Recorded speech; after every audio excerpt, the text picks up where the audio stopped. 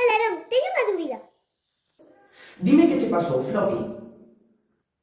A ver, é que estou dando en mates a simplificación de polinomios usando Ruffini, pero non sei moi ben como facelo. Poderías explicalo? Claro que sí, Floppy, pero vou enseñar mediante unha historia. Vale, Floppy, imagina que te presenta unha familia enorme, con núcleos de curmáns, tíos e avós, todos vivindo na mesma casa. Sería unha lea entendelos a todos, verdade? Pois nas matemáticas ocorre o mesmo.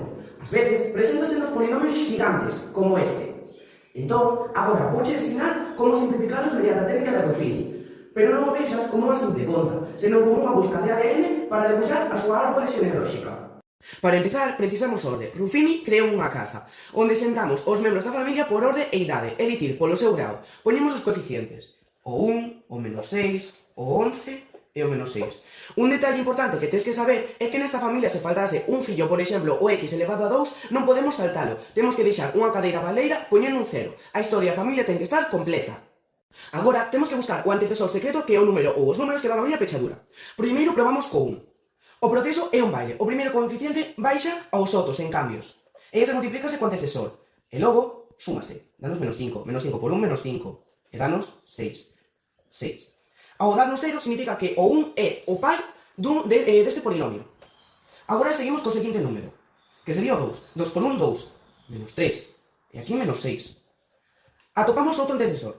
E por último, probamos co seguinte número. 3 por 1, 3, 3. Atopamos todos os pais deste polinomio. Entón, que conseguimos con isto? Pois que o noso polinomio bisavó acaba de ter un fillo máis novo e sinxelo, un avó.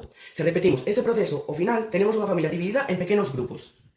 E agora preguntaraste, por que puxeches menos 1, menos 2 e menos 3 se na casa de Ruffini puxeches 1, 2 e 3? Pois moi fácil, date de conta que hai xente que se chama Nacho, pero en realidade o seu nome no libro de familia é Ignacio. Pois pasa o mesmo neste caso, na casa chamanlle 1, 2 e 3, pero no libro de familia está posto como menos 1, menos 2 e menos 3. Polo tanto, simplificar con Ruffini non é só borrar números, é atopar a esencia, os ladrillos fundamentais que construen unha expresión matemática, porque ás veces, para entender o complexo, só hai que saber mirar cara as súas raíces. Floppy, agora entendéchelo.